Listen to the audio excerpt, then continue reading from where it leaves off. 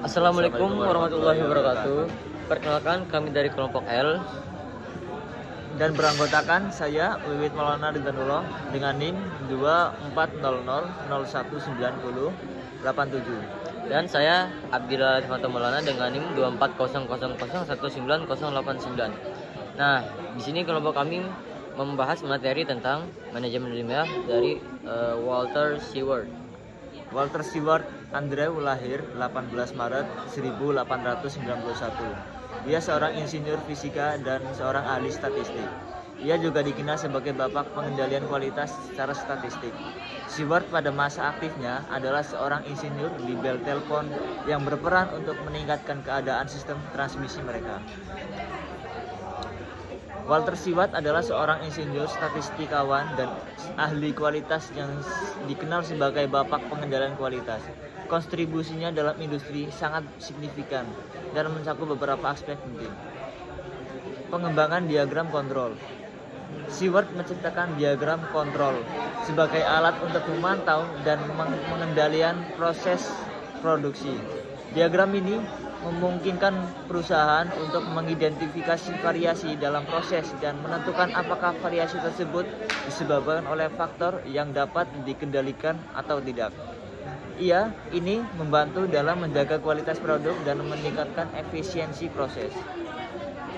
Konsep variasi. Seward memperkenalkan konsep penting tentang variasi dalam proses.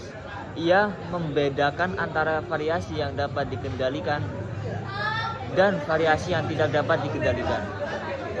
Pemahaman ini membantu industri dalam mengidentifikasi sumber masalah dan mengambil langkah-langkah perbaikan yang tepat.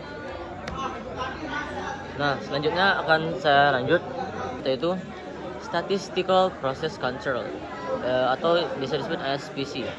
Seward adalah pelopor dalam pengendalian proses statistik yang merupakan pendekatan sistematis untuk mengelola dan meningkatkan kualitas produk melalui penggunaan statistik. Metode ini membantu perusahaan untuk mengurangi cacat dan meningkatkan konsistensi produk. Yang selanjutnya yaitu kualitas sebagai fungsi proses. Nah, Seward ini menekankan bahwa kualitas produk tidak hanya ditentukan oleh hasil akhir, tetapi juga oleh proses yang digunakan untuk memproduksinya. Pendekatan ini mendorong perusahaan untuk fokus pada perbaikan proses sebagai cara untuk meningkatkan kualitas produk. Nah, selanjutnya itu pendidikan dan publikasi. Seward menulis beberapa buku dan artikel yang menjelaskan prinsip-prinsip pengendalian kualitas dan statistik. Karyanya seperti Economic Control of Quality of Manufactured Product menjadikan referensi penting dalam bidang manajemen kualitas dan statistik. Saya bacakan selanjutnya, yaitu pengaruh pada W. Edward Deming.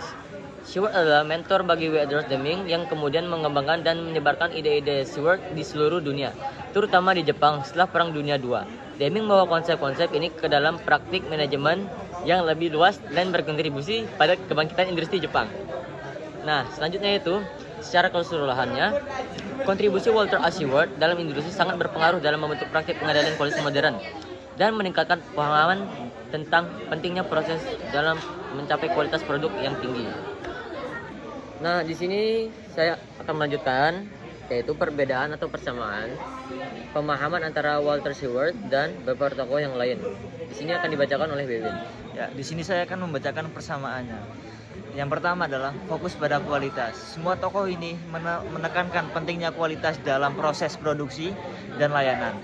Mereka sepakat bahwa kualitas yang baik berkontribusi pada kepuasan pelanggan dan keberhasilan organisasi.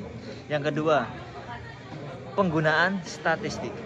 Mereka semua menggunakan metode statistik untuk menganalisis dan mengendalikan kualitas. Ini termasuk penggunaan data untuk membuat keputusan yang lebih baik dalam pengendalian proses. 3. Pentingnya pengendalian proses.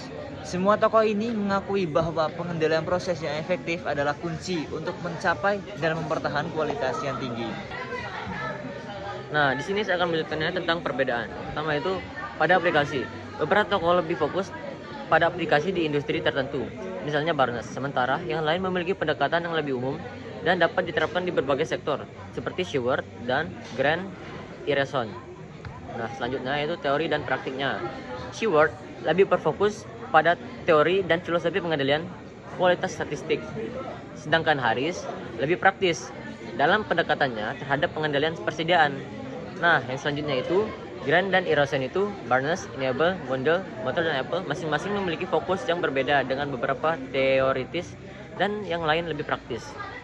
Baiklah, ini pada kesimpulannya itu menurut saya meskipun ada kesamaan dalam fokus pada kualitas dan pengendalian proses, pendekatan metodologi dan aplikasi dari masing-masing tokoh dapat bervariasi. Memahami perbedaan ini dapat membantu dalam memilih pendekatan yang paling sesuai untuk konteks tertentu dalam manajemen kualitas. Baiklah, sekian dari kelompok kami. Kami akhiri. Wabillahi taufiq wal hidayah. Wassalamualaikum warahmatullahi wabarakatuh. Terima kasih.